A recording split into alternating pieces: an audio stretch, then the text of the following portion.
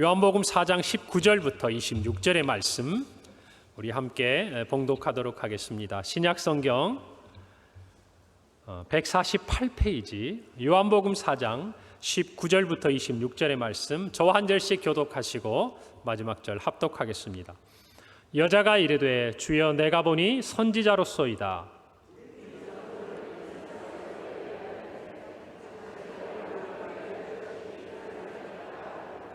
예수께서 이르시되 여자여 내 말을 믿으라. 이 산에서도 말고 예루살렘에서도 말고 너희가 아버지께 예배할 때가 이르리라.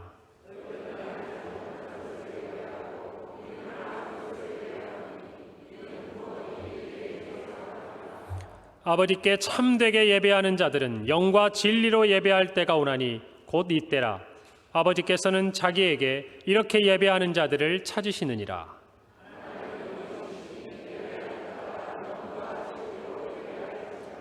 여자가 이르되 메시아 곧 그리스도라 하는 이가 오실 줄을 내가 아오니 그가 오시면 모든 것을 우리에게 알려주시리이다. 함께 읽습니다. 예수께서 이르시되 내게 말하는 내가 그라 하시니라. 아멘. 오늘 우리 가을 특별 부흥의 첫째 날 한번 저를 따라서 해봅시다. 예배의 감격을 회복합시다. 한 번 더 예배의 감격을 회복합시다. 지난 주간에 우리 교회 한 장로님과 대화를 하는데 우리가 처음 부르는 우리 임례 찬양이 있지 않습니까? 부르신 곳에서 나는 예배하네. 어떤 상황에도 나는 예배하네. 이 찬양을 가지고 이제 서로 대화를 나누는데요. 이 찬양이 너무가 은혜된다는 거예요. 왜 그런가 봤더니 정말 코로나로 지난 힘든 시간들을 지나오면서 이 찬양의 가사가 정말 어디에서든지 어떤 상황에서든지 내가 하나님께 예배한다라는 이 고백이어서 너무너무 은혜가 된다는 거예요.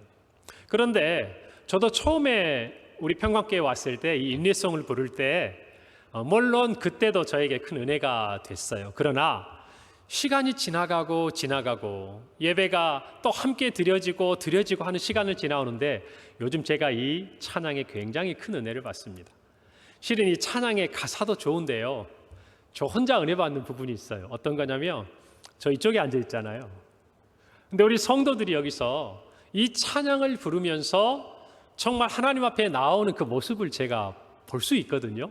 가만히 서 있으면. 근데 그 모습이 너무너무 은혜가 되는 거예요.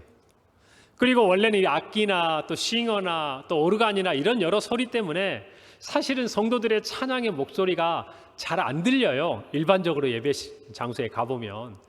그런데 우리 평강교회는 우리 성도들의 찬양 소리가 모든 악기와 모든 소리를 뚫고 제 귀에도 들리는데 하나님의 귀에는 안 들리겠습니까? 그래요. 어떤 상황에도 예배하겠다고 하나님 앞에 간절히 부르짖는 여러분의 그 찬양이 정말 우리의 예배의 고백이고 또 하나님께서 기뻐 받으시는 고백인 줄로 믿습니다. 지난 코로나의 한 3년여 가까운 시간 동안 우리는 참 많은 수고를 했습니다. 많은 노력을 했습니다. 어떻게 하면 우리의 신앙과 또 우리의 사회가 겪고 있는 이 어려움 가운데서 정말 하나님이 기뻐하시고 또 사회 가운데 우리가 세상의 빛과 소금으로서 역할을 감당하는데 충돌하는 이 부분에 있어서 어떻게 우리가 해야 될 것인가 기도하고 고민하고 참 그런 시간들을 지나갔던 것 같아요. 그 시간을 지나오면서 우리가 아무리 애를 썼지만 우리 장로님의 기도처럼 우리의 신앙 안에서 우리의 예배 안에서 우리의 사역 가운데 허물어져 있는 신앙의 성벽이 있기 마련입니다. 여기 있는 저도 마찬가지고 여러분도 마찬가지고 몸부림을 치지만 이 시간들을 지나오는 동안 저와 여러분의 신앙의 성벽에 어느 정도 균열이 가고 허물어져 있는 부분들이 있다는 것을 저도 알고 여러분도 알고 있습니다. 오늘 이 가을 특별 부흥회를 통해서 제가 하나님 앞에 기도하며 주님, 우리 평강교회가 이제는 이 허물어진 신앙의 성벽을 수축해야 할 터인데 이제는 우리에게 맡겨주신 교회로서의 그 모습을 그 본분을 다시금 회복해야 할 터인데 하나님 어디서부터 해야 됩니까? 모든 일에는 시작이 있잖아요. 어디서부터 해야 됩니까? 하나님 앞에 기도하는데 하나님께서 제 마음속에 그런 생각을 주셨습니다. 예배가 회복돼야 한다. 예배가 회복돼야 한다. 예배가 회복되는 것이 우리 교회의 모든 회복의 시작이라는 것이, 오늘 정말 이 고백에 저와 여러분이 한마음이 되기를 바라는 것입니다. 이 자리에는 오늘 정말 오랜 세월 동안 신앙생활을 해오신 우리 정말 믿음의 선배들이신 우리 성도들도 계시고, 또 이렇게 앞에서 찬양하고 지금 청년부 예배를 마치고 이 예배에 함께 참여하고 있는 우리 젊은 청년들, 또 주일 학생들도 이 자리에 있습니다. 지난 시간들을 알지 못하는 우리 젊은 세대, 또 우리 자녀 세대는 우리 한국 교회에 하나님이 어떠한 부흥의 은혜를 주셨는지를 귀로만 듣고 영상을 통해서 보는 간접적인 부분을 통해 알고 있습니다. 그러나 이 자리에 계신 여러분들은 그 현장에 계셨고 그 은혜를 받았고 그 은혜를 따라 사셨어요. 맞지요? 그리고 오늘 우리의 젊은 세대와 우리 자녀들도 우리와는 조금 다를지 모르겠지만 동일한 하나님의 은혜 가운데 이 자녀들의 삶의 터전에서 하나님 앞에 치열하게 신앙을 가지고 살아가고 있습니다. 지난 시간들을 제가 한번 떠올려 봤어요. 다른 게 뭐가 있을까? 한참 한국교회가 부흥할 때와 지금 어렵다고 하는 이 세대 가운데 가장 차이가 나는 게 있다면 어떤 것일까? 모든 것은 더 좋아진 것 같아요. 환경도, 예배드리는 처소도, 악기들도, 또 정말 물질적이고 재정적인 부분들도, 구제와 섬김도, 사회에 우리가 어떤 역할을 하는 것도 예전보다 더 많으면 많지 적은 것 같지는 않아요. 그런데 다 하나, 예배가 생각이 나더라고요. 예배가. 여러분, 이전에 제가 어릴 때 지금 이 자리에 있는 저 주일 학생들, 그 나이 때요, 저희 어머님의 손에 이끌려서 새벽에 부활주일 연합집회를 갔던 때를 저는 기억합니다. 그리고 새벽마다, 수요일마다, 금요일마다, 주일마다 예배의 초소가 성도들로 가득가득 찼었어요. 주일 예배와 금요 기도회가 크게 차이 나지 않았습니다.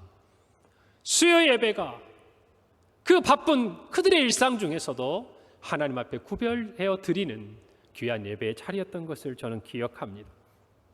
그런데 그게 적어도 그 시대 성도님들에게는 짐이 아니었어요. 의무가 아니었어요. 기쁨이었습니다. 피곤한 육체가 예배를 통해 하나님의 새 힘을 얻는 자리였고, 지치고 상처 입은 마음이 주님의 말씀과 기도를 통하여 치유되는 자리였고, 병들고 연약한 육체가 그 예배의 자리를 통하여 기적 같은 치유를 경험했던 것이 부흥하는 한국 교회에 주셨던 예배의 은혜였습니다. 오늘 제가 그 은혜를 회복하자 그러면 욕심일까요? 오늘 제가 우리 평강교회가 그 은혜를 사모하자고 말씀드린다면 너무 지나치고 무리한 요구를 여러분에게 드리는 것일까요? 저도 마음에 내려놓은 부분도 있어요. 우리 성도들의 삶이 이전과 다른 것을 압니다. 여러분, 그런데 예배만큼은, 이 예배만큼은 양보하고 싶지가 않아요. 그것이 여러분들의 도움이 되는 것이 아니기 때문에, 그 예배의 유익이 우리에게 얼마나 크고 귀한 것인지를 알기 때문에 그렇습니다. 사랑하는 성도 여러분, 우리의 허물어진 성벽을 수축하는 그 첫 걸음은 예배여야 합니다. 오늘 이것을 마음에 새기고 가시기를 바랍니다. 그리고 여러분의 예배가 회복되기를 바라는 것입니다. 예배에서 시작되는 것은 성경이 우리에게 가르쳐 줍니다. 여러분, 남유대와 북이스라엘이 멸망하고 그들이 바벨론으로 끌려갔습니다. 그리고 3차에 걸친 포로 귀환이 일어났습니다. 1차 스룹바벨에 의해서 그들이 포로에서 귀환되었을 때 제일 먼저 한 일이 무엇인 줄 아시죠? 그들은 성전을 지었습니다. 성전을 지었어요. 그리고 나서 2차 귀환했던 에스라는 그 성전을 중심으로 하나님의 율법을 가르쳤습니다. 말씀을 가르쳤어요. 그 성전 안에서 어떻게 하나님을 예배해야 하는지를 가르쳐 준 것이에요. 그리고 나서야 느헤미야가 마지막 3차 포로 귀환을 하고 예루살렘 성벽을 건축합니다. 여러분, 이게 신앙의 우선순위예요. 분명히 우리는 성경을 통해서 알아야 합니다. 저와 여러분이 이 땅에서 하나님의 자녀로 살아감에 있어서 우리의 신앙을 지키고 세우는데 첫 번째 되는 것은 하나님께 예배드리는 초소인 성전이에요. 왜 성전입니까? 그 자리에서 하나님을 예배하기 때문에 그렇습니다. 사랑하는 성도 여러분, 저와 여러분은 하나님을 예배하기 위해 지어진 존재입니다. 우리의 가치, 이 땅에 살아가면서 성도로서 우리의 가치가 가장 빛나는 자리, 우리가 이 땅을 살아가면서 하나님의 가장 큰 은혜 아래 거하는 그 자리는 바로 예배의 자리인 줄을 믿으시기를 바랍니다. 이것을 깨닫는 자들은 예배를 생명과 같이 아꼈어요. 이것을 알고 있던 우리의 믿음의 선배들은 무엇보다도 이 예배에 생명같이 그들의 모든 것을 걸었습니다. 우리는 청교도들을 알고 있어요. 그들이 그 먼 대서양을 건너서 아메리카 대륙에 갔을 때 그들이 처음 그들이 집을 지은 것이 아닙니다. 교회를 짓고 그리고 학교를 짓고 그리고 나서 자기들이 살 집을 지었습니다. 사랑하는 성도 여러분, 이 신앙의 원리를 우리는 다시 한번 회복해야 합니다. 우리는 성경을 통해서 이 시대가 출애굽 시대의 이스라엘 백성과 같은 광야 시대라는 것을 압니다. 우리는 약속의 땅 가나안을 향해 나아가는 중입니다. 여러분, 그러나 정말 이스라엘 백성들이 광야에서 행진하고 또 그들이 그 광야에서 구름 기둥이 머무를 때 그들이 그곳에 텐트를 치고 머무는 그 대형을 보면 그 이스라엘 12지파의 모든 대형 한가운데 성막이 있었어요. 하나님께 예배하는 초소가 있었다, 그 말입니다. 모든 백성들은 그들의 초소, 그들의 장막에서 하나님의 성막을 향하여 바라보고 서 있는 바로 그 대형을 하나님은 모세에게 취하라고 말씀하셨습니다. 사랑하는 성도 여러분, 우리의 예배가 회복된다는 것은 그와 같은 것이에요. 우리의 삶의 자리, 우리의 삶의 터전, 우리가 살고 있는 그 장막에서 우리의 눈앞에 보이는 곳이 하나님께 예배하는 초소가 되어야 된다는 것이에요. 하나님의 예배가 우리 곁에 가까이 있는 한 우리는 이 땅에서 그 누구보다 성공한 삶을 사는 것이에요. 세상이 사는 단순한 성공이 아니라 영원한 성공을 이루는 삶을 살고 있다는 것을 저와 여러분이 기억해야 합니다. 사랑하는 성도 여러분, 우리 평강교회 오늘 이 주제처럼 일어나 빛을 발하는 그 첫 걸음은 예배입니다. 그것을 기대하게 만드는 우리 성도들의 믿음의 첫 걸음도 예배에 눈이 머물러야 한다는 것입니다. 사랑하는 성도 여러분, 히브리어로 이 예배를 의미하는 대표적인 단어는 아바드라는 단어예요. 이 단어는 섬긴다, 봉사한다. 누구를 섬기는 것입니까? 피조물인 우리가 창조주이신 하나님을 섬기는 것이. 우리가 헬라어로 볼 때 프로스큐네어라는 단어를 쓰는데 이 단어는 이런 뜻을 가지고 있어요.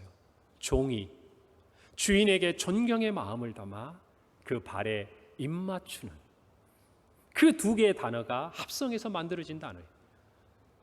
사랑하는 성도 여러분, 저와 여러분은 예배 자리에 있을 때 진정 우리가 누구인지를 깨닫습니다. 우리는 하나님께 예배하는 그 순간 하나님이 어떤 분이며 우리는 어떤 존재인지를 안다는 것이에요. 하나님 우리의 예배를 받으시는 분입니다. 우리는 하나님께 예배를 드리는 자들이에요. 이것이 예배의 자리에서 저와 여러분이 분명히 확인해야 하는 것입니다. 오늘 성경에는 우리가 잘 아는 이야기가 하나 기록되어 있습니다. 요한복음 4장에 예수님께서 이제 유대에서 갈릴리로 올라가시는 길에 사마리아 수가라는 성에 잠시 머무르시게 됩니다. 그곳에서 우리가 잘 아는 대로 종오 가장 뜨거운 그 시간에 예수님이 계시는 우물가 곁으로 한 여인이 물을 가지러 옵니다.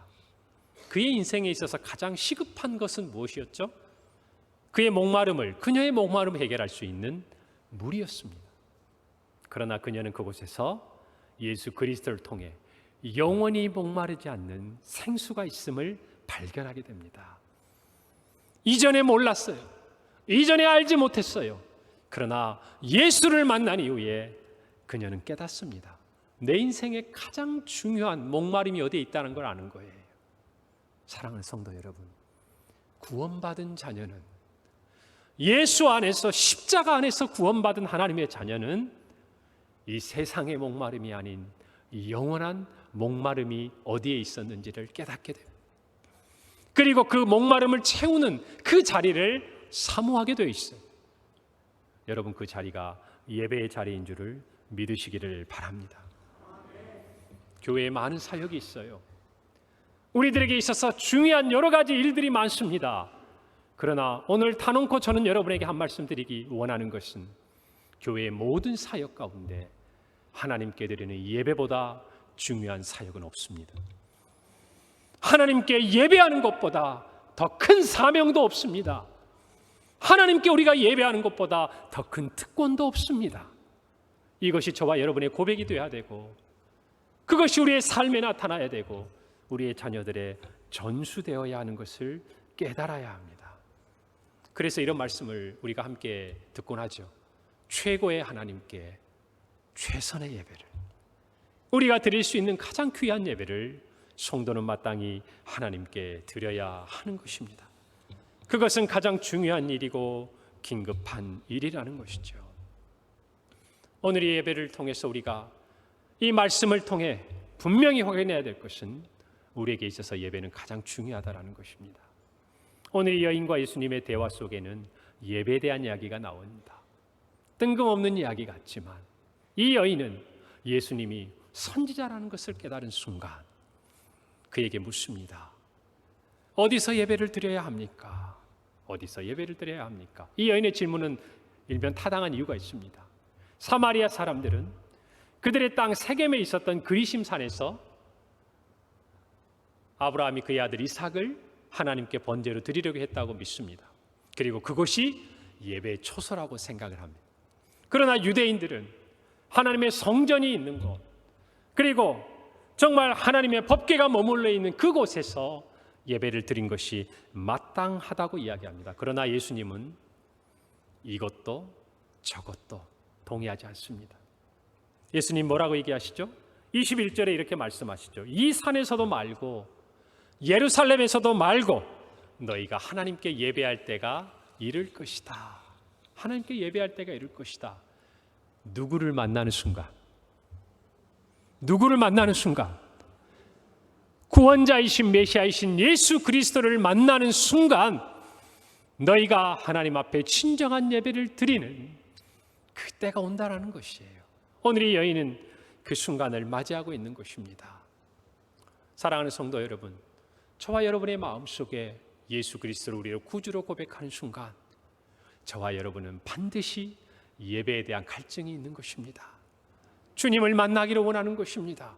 그분을 찬양하고 그분께 감사하고 그분께 경배하고 그분께 예배하기를 우리의 영혼이 기뻐한다는 것을 아셔야 합니다. 오늘 이처럼 중요한 예배, 그 예배의 감격이 회복되기를 원하는 저와 여러분에게 중요한 영적인 원리 세 가지를 오늘 함께 나누고 싶어요. 첫째, 한번 저를 따라서 해볼까요? 예배의 실패가 모든 문제의 시작입니다. 이 말이 동의가 되십니까? 우리의 모든 문제의 시작은요, 예배의 실패에서 비롯됩니다. 이것을 깨달아야 돼요. 우리가 살아가는 동안 삶의 수많은 어려움과 또 역경을 겪습니다. 우리의 죄로 말미암든 아니면 하나님의 뜻 안에서 이루어지는 어떤 부분이든 우리는 피할 수가 없어요. 하나님의 뜻 안에 이루어지는 것이라면 우리는 이 일들을 통해서 더 참 예배자로서 갈 것입니다. 그러나 오늘을 살아가는 저와 여러분이 세상에서 무너지고 넘어지고 쓰러지는 가장 큰 이유는 하나님과 우리 사이의 관계가 무너질 때예요. 즉 다시 말해서 예배가 하나님 앞에서 실패할 때. 여러분이 예배의 실패에 있어서 가장 전형적인 사람, 우리는 한 사람 알고 있습니다. 그는 가인이에요. 구약 성경에 보면 창세기 4장 4절에서 5절에 이렇게 말씀하고 있습니다. 아벨은 자기도 양의 첫 새끼와 그 기름으로 드렸더니 여호와께서 아벨과 그의 제물은 받으셨으나, 그 다음 5절에 안타까운 이야기가 있죠. 가인과 그의 제물은 받지 아니하신지라 가인이 몹시 분하여 안색이 변했다 그랬어요. 사랑하는 성도 여러분, 아벨은 믿음으로 히브리서에 보면 가인보다 더 나은 제사를 드렸다고 그랬습니다. 이 더 나은 제사는 무슨 의미죠? 하나님이 받으실 만한 제사였다는 것입니다. 그러나 가인은 하나님이 받지 못하시는 제사를 드렸어요. 하나님이 받을 수 없는 제사를 드렸어요. 그 내용이 무엇인지 성경이 자세하게 말하고 있지는 않지만 적어도 그는 하나님 앞에 예배에 실패했다는 것입니다. 여러분, 그 예배의 실패가 그의 인생을 어떻게 끌고 갑니까? 성경에 보면 자기 동생을 살해하는 안타까운 범죄를 짓고 맙니다. 엄청난 범죄를 짓고 맙니다. 그는 사람들이 자기의 생명을 구할까 두려워 하나님 앞에 구합니다. 자기의 생명을 구해달라고. 그리고 영원한 도망자로 살아가게 되는 것이죠. 사랑하는 성도 여러분, 예배의 실패는 지금은 작아 보여요. 우리가 한 주 예배를 실패하고 우리가 어느 일정 기간 동안 예배를 실패할 때 그것은 우리의 삶에 그다지 큰 영향을 미치는 것처럼 느껴지지 않을 때가 많습니다. 그러나 여러분 기억해야 됩니다. 우리의 예배가 무너지고 있다면, 우리의 예배가 지금 하나님이 받으시기에 어려운 그런 모습으로 나아가고 있다면 저와 여러분의 영혼에 경계 경보등이 켜져야 하는 것이에요. 사랑하는 성도 여러분, 우리의 모든 인생에 있어서 겪고 있는 문제의 많은 부분은 예배의 실패에서 비롯된다는 것을 기억하십시오. 사울을 볼까요? 그는 왕이 되었습니다. 하나님의 기름 부은 자로 하나님의 놀라운 은혜를 입었습니다. 하루아침에 민족의 왕이 된 것이죠. 그런데 그런 사울이 예배에 실패합니다. 사무엘상 13절에 보면 그는 아말렉과의 전투를 앞에 두고 사무엘이 7일을 늦게 오자 그 시간을 기다리고는 하나님 앞에 자신이 제사를 드려버립니다. 예배를 실패한 것이죠. 하나님이 받으실 만한 예배를 드리지 못한 거예요.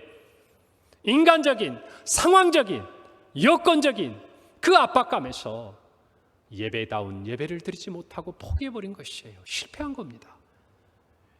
그곳에서부터 하나님의 마음이 사울을 떠나갑니다. 이 예배 하나를 보신 것은 아니지만 여러분, 이렇게 말씀드리면 어떨까요? 하나를 보면 열을 아는 거예요. 정확히 저와 여러분의 영적인 수준은 예배의 모습입니다. 우리 평강교회의 신앙의 영적인 바로미터는 우리의 예배에 있는 것이에요. 우리의 예배가 하나님이 받으실 만하고 우리의 예배드리는 모습이 하나님이 기뻐 받으시며 예배드리는 순간 우리의 마음속에 구원의 감격과 하나님의 은혜에 대한 말로 닿을 수 없는 찬양이 터져 나온다고 한다면 우리의 영적인 수준은 높은 곳을 향해 달려가고 있는 것입니다. 그러나 아무리 교회의 건물이 크고 아무리 성도가 많아도 그 교회의 예배가 죽어 있다면, 그 교회의 예배가 하나님의 높으신 보좌 가까이 나아가지 못한다면 그것이 그 교회의 영적인 수준인 것이에요. 오늘 저는 우리 평강교회가 다른 거는 양보하면 좋겠어요. 뭐 더 큰 교회 지으라고 그러세요. 성도들이 더 많은 교회, 그래 부흥하면 좋지요.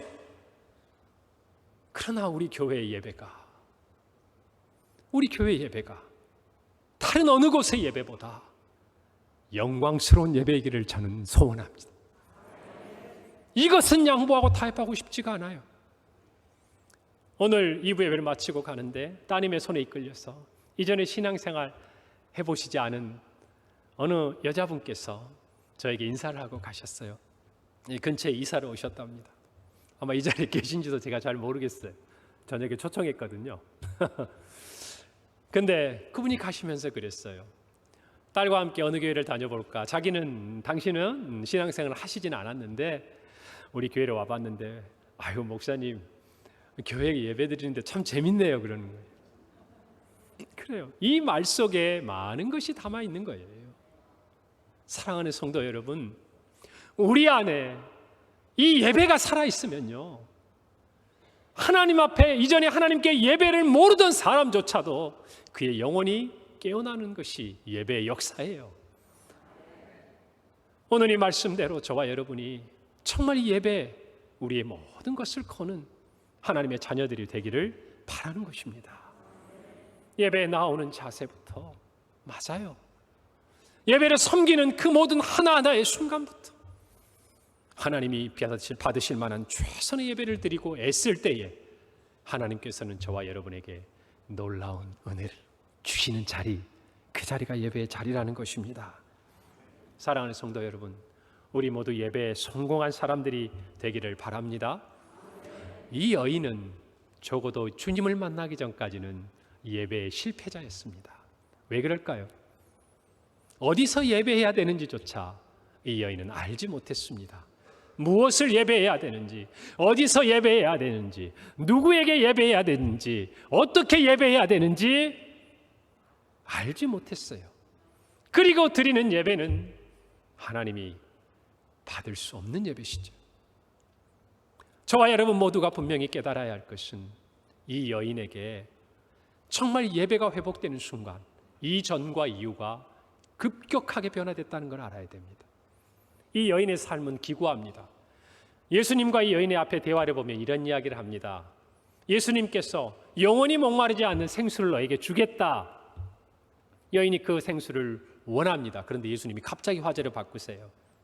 네 남편을 데려오라는 것입니다. 이 여인이 말합니다. 나는 남편이 없습니다. 예수님이 이야기합니다. 그 말이 맞다. 지금에 있는 사람도 네 남편은 아니다. 그러나 너에게 이전에 5명의 남편이 있었다. 이 여인의 삶을 어떻게 설명할까요? 자기의 인생이 지금 어디를 향해 가고 있는지 알면서도 빠져나올 수 없는 늪 속으로 들어가고 있는 이 여인의 삶을 누가 건져줄 수 있습니까? 여러분, 이 여인이 만약에 하나님이 받으실 만한 살아있는 예배를 드렸다면 어쩌면 한 남자와의 만남 이후에 변화되었을지도 몰라요. 2명, 3명, 그 시간을 지나가는 동안 그 예배의 자리에서 하나님이 그녀의 마음속에 주시는 거룩함에 대한 도전과 열정을 통해서 자신의 삶에서 빠져나올 수 있는 힘을 얻었을지 몰라요. 그러나 이 여인이 예배에서 실패하는 삶을 살아가는 이 동안에 이 여인은 동일한 삶에서, 죄악된 삶에서, 소망 없는 삶에서 빠져나오지를 못하는 거예요. 사랑하는 성도 여러분, 우리 모든 문제의 실패는 예배의 실패에서 비롯됩니다.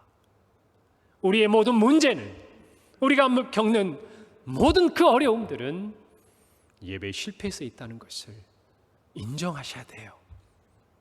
오늘 이 자리에 있는 분 중에 하나님 앞에서 내가 예배에 있어서 온전하지 못한 예배자로 서 있다라고 성령께서 여러분의 마음을 두드리고 있다면, 사랑하는 성도 여러분, 이제는 일어나는 은혜가 있기를 바랍니다. 이제는 돌이키는 은혜가 있기를 바랍니다. 이제는 회복하는 은혜가 있기를 바랍니다. 오늘 2번째 하나님께서 우리에게 주시는 교훈은 다음과 같습니다. 한번 저를 따라해 봅시다. 예배의 회복이 문제 해결의 시작입니다. 이걸 동의하셔야 돼요. 저와 여러분은 문제가 해결되기를 원합니다. 우리에게는 각자의 문제가 있습니다. 이 문제가 어떻게 해결돼야 될지 우리의 마음이 간절합니다. 여러분, 그런데 이 문제 해결의 시작은 예배에 있습니다. 그걸 아셔야 돼요. 우리의 예배가 회복되는 자리에 우리의 모든 문제가 해결이 됩니다. 우리의 모든 연약함들이, 우리의 모든 죄악들이 하나님 앞에 낱낱이 드러나는 자리가 예배 자리예요.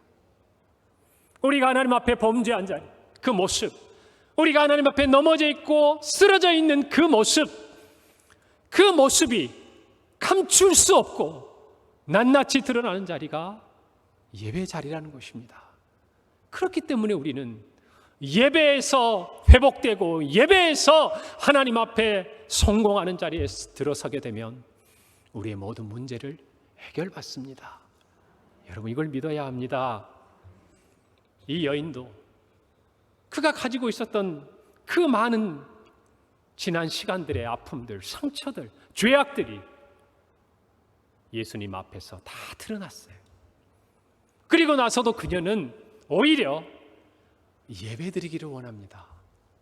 그제서야 하나님 앞에 예배자로서 내가 무엇을 준비해야 되는지를 깨닫습니다.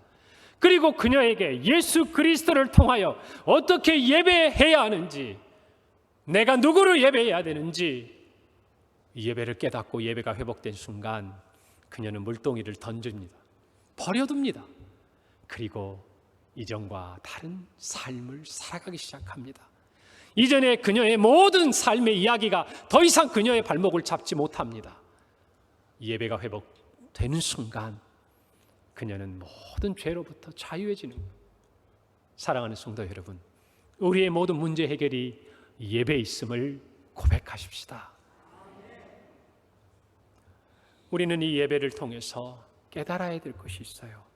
우리가 예배의 실패자를 가인과 사울이라고 얘기했다면, 사울의 대척점에 있는 다윗은 하나님 앞에 예배에 성공한 사람이었습니다. 다윗은 그것을 너무나 잘 알았어요. 하나님의 눈을 피할 수 없는 것. 왜요? 그가 예배의 자리에 있었기 때문에 그렇습니다. 그도 물론 같은 죄를 범했습니다. 그러나 그는 예배의 자리에서 회복됩니다. 그것을 아셔야 돼요. 시편 51편은요, 다윗이 밧세바와 동침한 이후에 하나님의 정말 그 진노하심을 선지자 나단으로부터 듣고 그가 하나님 앞에 무릎을 꿇고 기록하고 있는 시편입니다. 여러분, 우리는 예배에 있어서 세 가지 요소를 기억해야 됩니다. 한번 저를 따라서 해봅시다. 예배는 항복하는 겁니다. 예배는 순종하는 겁니다. 예배는 자유를 얻는 겁니다. 여러분, 이 세 가지 단계가 우리에게는 있는 거예요. 다윗을 보면 다윗은 하나님 앞에 항복합니다. 나단이 지적합니다. 내가 하나님께 죄를 범하였다고 이야기합니다. 그때 여러분, 사울은 어떻게 합니까? 변명합니다. 당신이 일주일을 기다려도 오지 않아서 내가 예배를 드렸습니다. 그리고 좋은 것들은 남겨서 하나님 앞에 제물로 드리기 위해서 아말렉을 진멸하는 하나님의 그 말씀에 내가 따르지 않은 것뿐입니다. 변명해요. 어느 자리에서? 예배의 자리에서. 여러분, 예배는 누구와 우리가 만나는 자리입니까? 하나님과 우리가 만나는 자리입니다. 하나님과 우리가 만나는 그 자리에서 우리의 변명은 드러나게 되어 있습니다. 감추어지지 않습니다. 피할 수 없습니다. 반드시 드러나게 되어 있습니다. 그러나 그것이 은혜입니다. 그것이 회복으로 가는 첫걸음이라는 것을 저와 여러분 알아야 돼요. 다윗은 시편 51편 16절 17절에서 이렇게 말합니다. 주께서는 제사를 기뻐하지 아니하시나니 그렇지 아니하면 내가 드렸을 것이라. 주는 번제를 기뻐하지 아니하시나이다. 하나님께서 구하시는 제사는 상한 심령이라. 하나님이 상하고 통회하는 마음을 주께서 멸시하지 아니하시리이다. 다윗은 알았어요. 예배에서 다시금 회복되는 것이 어디에서 출발하는지를 안 것입니다. 그는 변명하지 않고 무엇했습니까? 회개했습니다. 자복했습니다. 그에게 예배가 회복됐습니다. 그리고 그가 살 길이 주어진 것이에요. 사랑하는 성도 여러분, 우리는 예배의 자리에서 하나님 앞에 두 손을 번쩍 들어야 합니다. 우리는 예배의 자리에서 하나님 앞에 무릎을 꿇어야 합니다. 그것이 예배의 회복으로 가는 첫 걸음입니다. 그냥 아무 일도 없었던 것처럼, 그냥 지나가는 어떤 이야기처럼 그렇게 하나님 앞에 지나갈 수 있는 것이 아니에요. 오늘 이 시간 저와 여러분의 삶의 문제를 해결받기 원한다면 여러분 예배를 회복하십시오. 그 예배의 첫 걸음은 주님 앞에 두 손을 드는 겁니다. 두 무릎을 꿇는 것입니다. 오늘 이 시간 그 은혜가 있기를 바라는 것입니다. 여러분, 두 번째는 순종입니다. 사울이 정말 하나님 앞에 범죄했을 때 사무엘은 이렇게 말합니다. 15장 22절, 사무엘이 이르되 여호와께서 번제와 다른 제사를 그의 목소리를 청종하는 것을 좋아하심 같이 좋아하시겠나이까. 순종이 제사보다 낫고 듣는 것이 수양의 기름보다 낫습니다. 여러분, 우리가 하나님 앞에 예배했다면 그 예배의 회복을 하나님 앞에 회개함으로 맞이했다면 저와 여러분은 순종해야 합니다. 이건 뭘 의미합니까? 진정한 예배자로 살아가야 한다는 것입니다. 우리의 삶의 자리에서, 우리의 예배의 자리에서 하나님이 받으실 만한 예배자로 저와 여러분이 변화되어야 한다는 것이, 하나님이 원하시는 대로 듣고 따라야 한다는 것입니다. 그래서 예배는 순종입니다. 마지막으로 예배는 자유입니다. 요한복음 8장 32절, 진리를 알지니 진리가 너희를 자유롭게 하리라. 여러분, 예배는 진리 안에 드려지는 겁니다. 오늘 예수님의 말씀처럼 영과 진리로 우리는 하나님께 예배합니다. 그 진리가 있는 자리, 그 자리가 예배의 자리입니다. 예배는 저와 여러분을 죄로부터 자유롭게 합니다. 예배는 저와 여러분의 모든 고난과 어려움으로부터 우리에게 자유를 선포합니다. 억눌리고 매여있고 묶여있던 저 교회 바깥에, 또 우리의 예배의 그 자리 바깥에 있던 우리의 모든 삶의 짐이 주님 앞에 예배하는 그 자리에서 다 벗어지게 되는 것이, 그것이 예배입니다. 그러므로 저와 여러분은 예배를 회복해야 합니다. 오늘 우리 청년들이 이 자리에 와서 함께 예배를 드립니다. 말씀을 준비하면서 우리 청년들의 나이대에 나는 어떤 예배를 드렸나 한번 생각을 해봤어요. 그랬더니 예배를 잘 드린 것은 생각이 잘 안 나요. 저에게 예배에 실패했던 두 가지가 기억이 났습니다. 오늘은 저도 좀 부끄럽지만 그 얘기를 우리 청년들과 함께 해보려고 하고, 우리 성도님들도 아마 새벽이나 언젠가 제가 자세히는 아니지만 어렴풋이 말씀을 드렸던 것 같기도 합니다. 첫 번째, 저의 예배가 실패했던 시간은 제가 군 복무 중이었어요. 이제 제대를 계산할 수 있는 선임병의 어떤 그 위치에 있을 때 저에게 이제 일찍 근무가 서게 됩니다. 무슨 말이냐면 철야로 근무를 하고 그 다음 날은 이제 취침을 하는. 그런데 이게 돌아가다 보면 가끔씩 어느 날이 걸리냐면 토요일 날 제가 주일 새벽까지 근무를 하고 주일 오전에는 자야 하는 그 상황이 온 거예요. 그런데 그때 여러분 제가 어떻게 했을 것 같습니까? 왜 대답을 못 하십니까? 저 처음에 잘했어요. 처음에 일어나가지고 잠 안 자고 교회에 가서 예배 드리고, 그리고 점심 때 지나서 와가지고 취침하고. 여러분, 그런데요, 어느 순간 조금씩 무너지기 시작하더라고요. 이렇게 말씀드리면 어떨까요? 저는 안 무너질 줄 알았어요. 제가 무슨 하나님 앞에 정말 영과 진리로 예배하는 수준은 아니라고 할지라도 주일 예배 때 내가 그 예배를 가지 않고 잠을 잔다는 것은 한 번도 생각해 본 일이 없어요.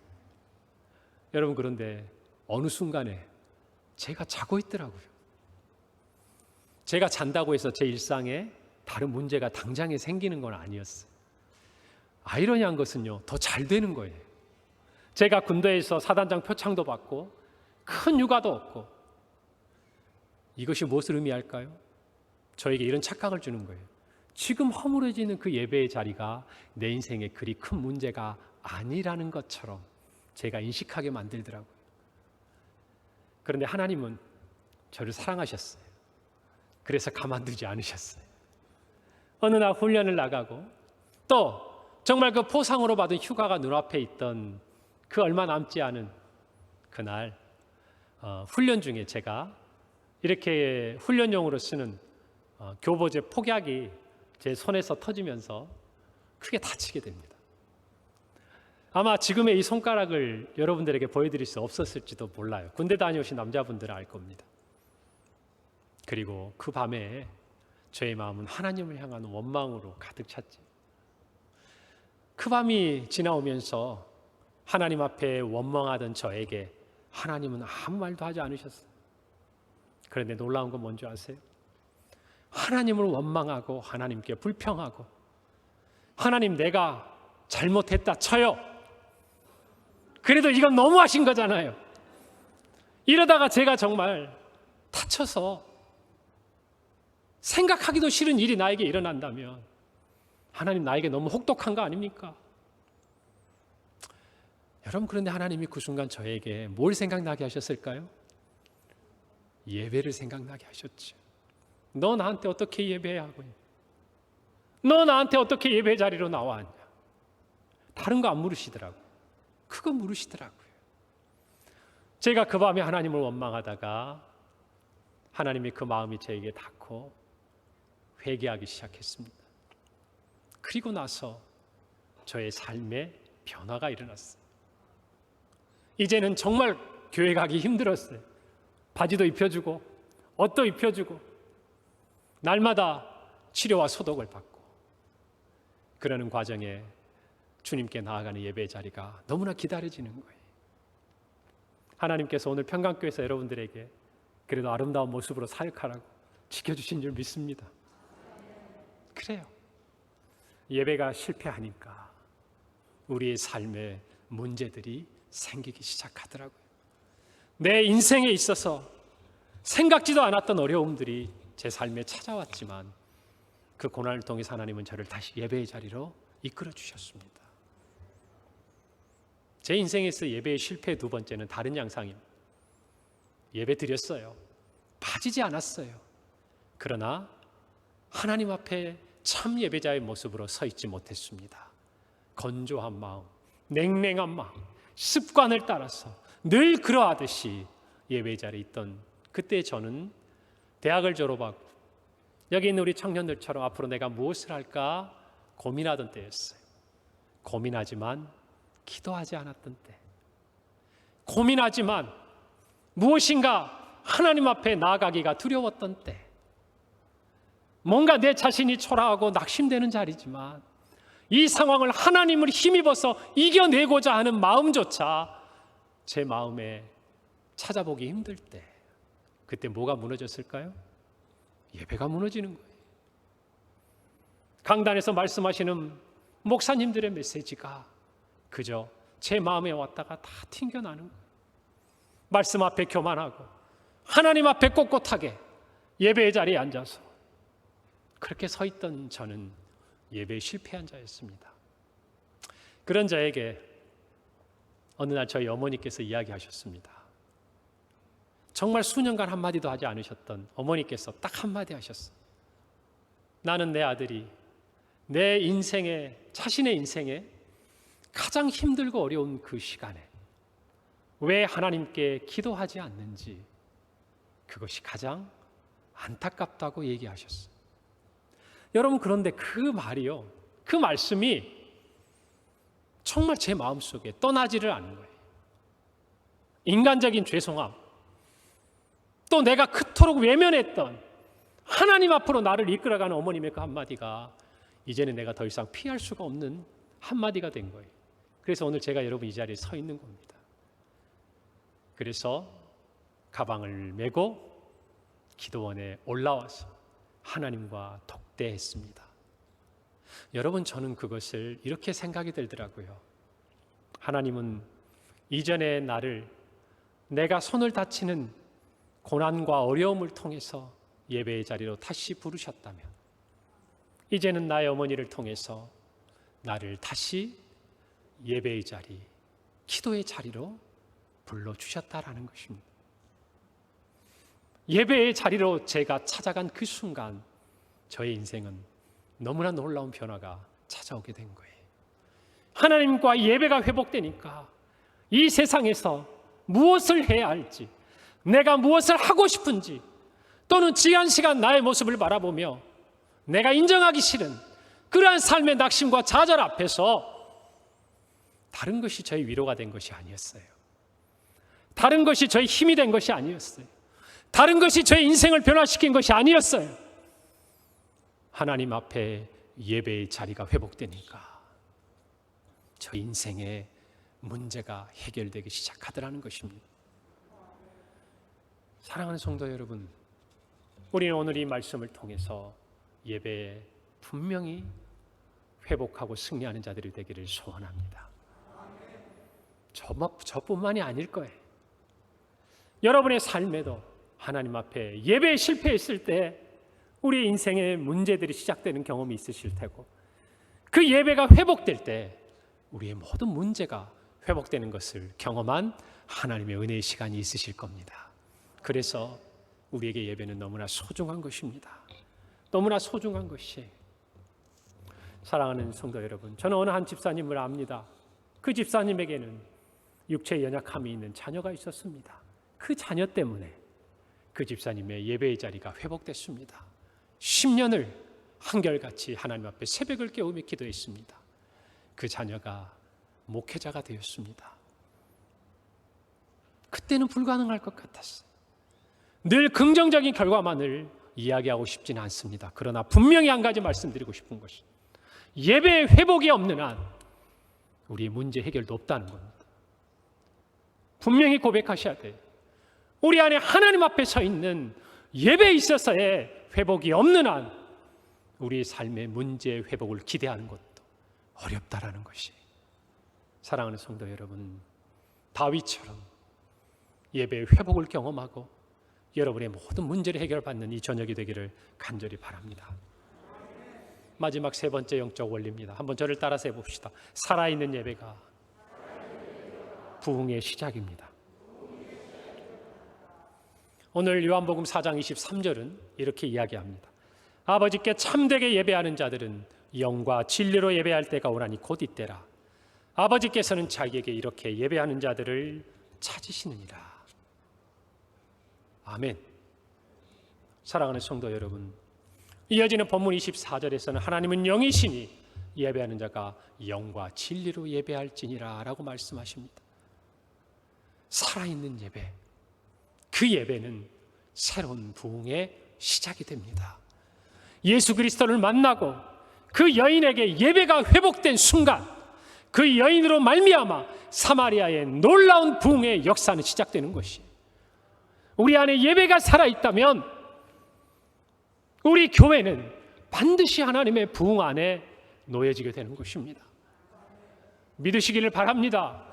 여러분 안에 예배가 살아있다면 여러분의 삶은 일어나 세상을 비추는 하나님의 나라의 부흥의 불쏘시개가 될 것이고 도구로 쓰임받게 될 것을 확신합니다. 그래서 우리는 예배가 생명인 것입니다. 저와 여러분 모두가 이 시간 이후로는 예배의 자리에 나오면서 우리 자신을 분명히 돌아보아야 합니다. 나는 예배에 실패하고 있는가? 아니면 성공하고 있는가? 나는 하나님이 받으실 만한 예배를 드리고 있는가? 하나님이 받지 못하시는 예배 그 자리에 서 있는가? 분명히 우리 자신을 돌아보기를 바랍니다. 변명하지 맙시다. 회개하고 회복합시다. 그렇다면 성령께서 말씀 안에서 영과 진리로 우리가 예배하도록 우리를 도우십니다. 그리고 우리 교회에도 우리 개인에게도 한국교회와 이 나라 이 민족에도 주님은 부흥을 주실 줄 믿는 것입니다. 이 시대의 부흥을 이야기하는 것은 부담이 됩니다. 교회 안에 있는 많은 미래학자들도 이제 부흥은 현실적으로 어렵다라고 이야기를 합니다. 많은 사람들이 거기에 별다른 얘기를 하지 않습니다. 그러나 저는 믿습니다. 하나님의 부흥의 역사는 기독교 역사를 찾아볼 때 가장 불가능하다고 여겨지는 순간 일어난 것을 우리는 확실히 알고 있습니다.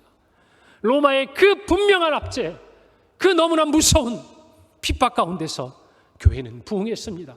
초대교회의 수많은 정말 헤롯과 그 당시에 수많은 정치 종교 지도자들의 핍박, 환난 가운데서 교회는 부흥했습니다.